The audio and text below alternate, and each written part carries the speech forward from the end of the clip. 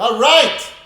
Good morning, everyone, and thank you so much for joining us today. Today's shiur should be b'schus le'ilu nishmas our dear friend Menachem ben Yisrael Yaakov, my dear aunt Rivka bas Gavriel Tzvi, and l'refuah shalema Meshulam ben Sarachel, and l'refuah shalema Miriam bas Sarah. All right. Yesterday, we finished off talking about the fourth area of distinction in what a person who has bitachon versus a person who doesn't have bitachon, and it was in the category of using extra funds, the extra money. And so the last piece over there that I meant to speak about yesterday, I forgot to. And we talked about the last part that says Shlomo HaMelech says v'choshech misha ach lamachzor, as he said that there is one who scatters and more is added, and one who refrains from spending what is proper and only for a loss. What he means by that is that usually if a person is a spender, his funds dwindle. And so, the kind of the concept of a person is, the reaction is to kind of save them money.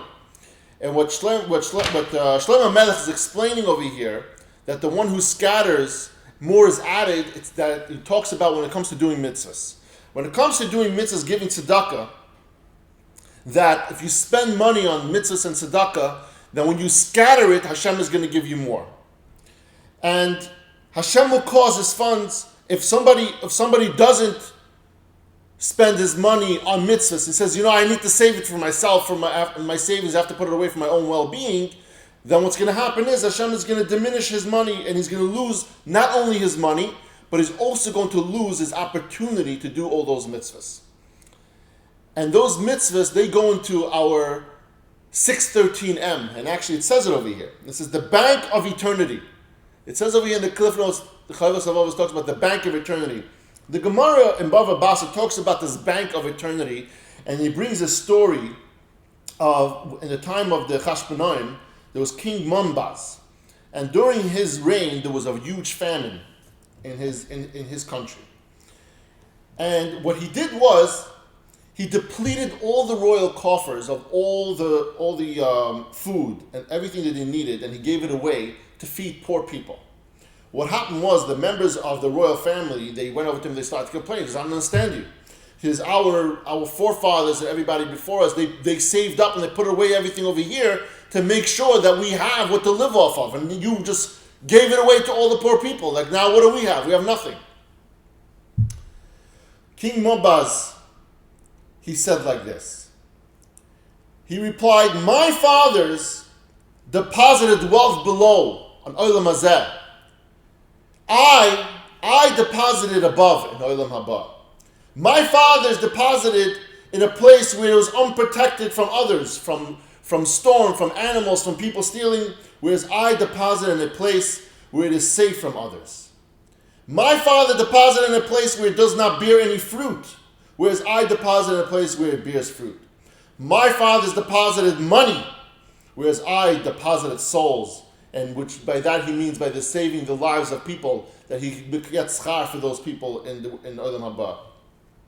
My fathers deposited for others, whereas I deposited just for myself. And my fathers deposited for benefit on this world, whereas I deposited for benefit on the world to come. And it shows us, this Gemara shows us that when we give tzedakah, not only are we giving ourselves zechusim, but we give ourselves the bank of eternity, as we know it on this year as our 613M. Now, today we're going to learn the fifth area of distinction, which is choosing an occupation. Now we spoke about a few weeks ago, we spoke about choosing an occupation, that a person should go about choosing an occupation that's befitting for him. There's a few different things that he speaks about over there, what it means. Now, we're going to Chamishi. The Chamishi, that the one who trusts in Hashem engages in worldly means in the way of earning his livelihood and occupation, not because he believes that this will enable to him to amass a bunch of money and become rich and have homes and cars and assets, but rather he does this in order to prepare provisions for his afterlife and supplies for his final destination. And he says over here, what does that mean? Mitzvahs And Masim Tovin are the provisions and the supplies that he sustains a person in the afterlife. We learned that when you work for a living and you're fulfilling Hashem's will, we learned about that. The Hishtadlus is a big part of Yiddishkeit. Why is it such a big part of Yiddishkeit? We understood then, we spoke about this. What's the purpose that Hashem puts a soul into a body? We explained then that the reason Hashem puts a soul into a body is to give us the ability to elevate our soul. Otherwise, our soul stays stagnant in one spot. Because there's nothing to do an aliyas neshama. Same thing we do, we do schusim for neshamas. Why? Is to help the soul elevate. And so therefore, when Hashem puts a soul in a body of this world, He puts us through life. In life, we have a lot of different obstacles, and we have a lot of opportunities to do mitzvahs, to make brachos, to daven, to learn, all those different things that elevate our soul. And so he explains that the person who's a Baal Bitachon knows that his ishtadlus over here is not to amass a bunch of money and become rich, and everyone should know who they are, but it's to fulfill Hashem's will. And Hashem's will is for us to be able to become better, to do His mitzvos and do everything for Hashem. That's what he's explaining over here. He says, accordingly, this person, he will choose to engage in occupation that he sure will preserve his Torah observance and his proper way of life in this world. We spoke about that earlier. We spoke that a person, when he goes to choose an occupation, not only has to be an occupation that is befitting that person, but it should also be an occupation that befits him also from a moral standpoint. He shouldn't get involved in businesses that might lead him to do averos. It talks about over there, talking about taking ribbis.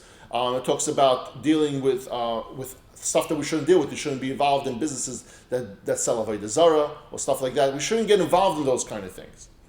And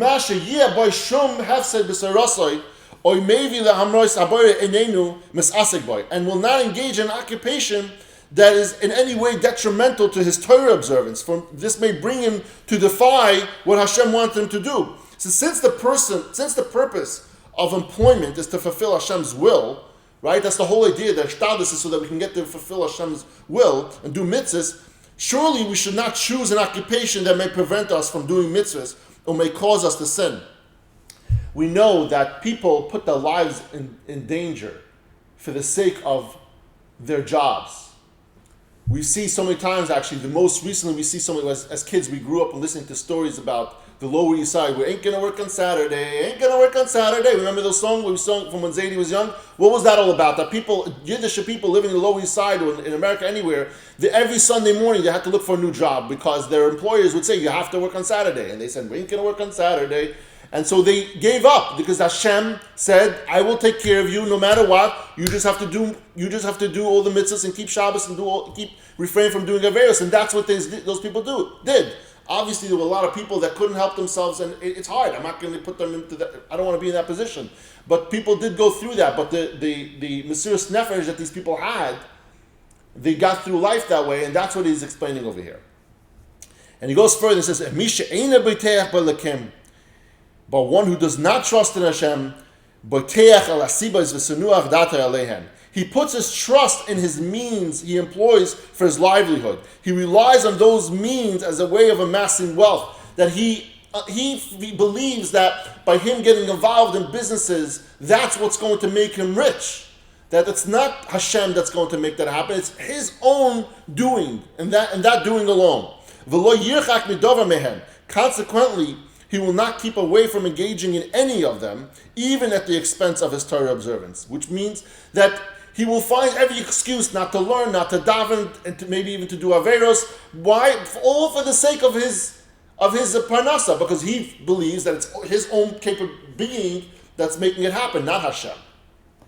V'yis asek mamshubach uvam guna mehen, and he will engage praiseworthy occupation as well as disgraceful one. Praiseworthy occupation talks about occupation that he seeks praise. He works in government. He works in a position of power that people look up to him, and he does it just for that reason and that reason only. And as well as a disgraceful one. He talks. Rav Av mentioned in Perek Daled. He talks about over there. Bring that up about the disgraceful one.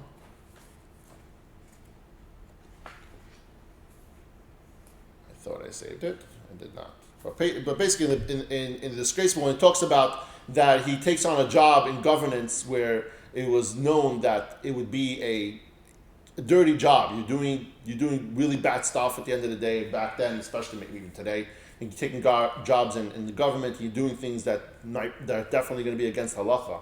And so it talks about those things that are disgraceful. Since the goal of this person who doesn't have a bitachon is solely to make money, this person is going to do whatever it takes just to achieve that goal. V'lo yachshav b'acharas inyanai, without considering what effect his choice will have in the Olam Haba. This person doesn't think of Olam Haba whatsoever. K'mo she'amar ha'chacham, Shlomo HaMelech said, Chacham yoreh v'sar meirah. The wise one said, a wise man fears and turns away from evil, but a fool transgresses and is confident. And is confident not only in anything, but he's confident even when evil is involved in whatever he does. We learn from this that a person who's a Baal Bitachon, when it comes to choosing an occupation, he's solely reliant on Hashem, that Hashem, as long as he does his hishtadlus, and it talks about hishtadlus means you shouldn't overwork yourself, you shouldn't overexert yourself. It talks about if you're going to overexert yourself too much, what's going to happen at the end of the day? You're so tired, you're not going to have time, and you're going to make excuses. I don't have koyach to go daven, I don't have koyach to go learn. And it says to be careful from those things. When you choose an occupation, don't choose an occupation that's going to kill your health, that you're going to get involved in something that's really going to hurt you emotionally, physically.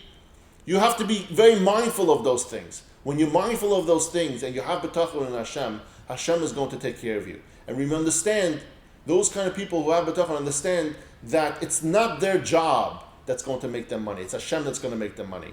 You have to do you. You have to do your shtadlus. You have to go out every single morning and do your parnasa, but you also have to have your curriculum on a daily basis that involves Torah, that involves davening, that involves being a frum Yiddish Jew, because that's what Hashem wants from you at the end of the day. Thank you everyone for joining us today. Have a lovely day, and I love you all.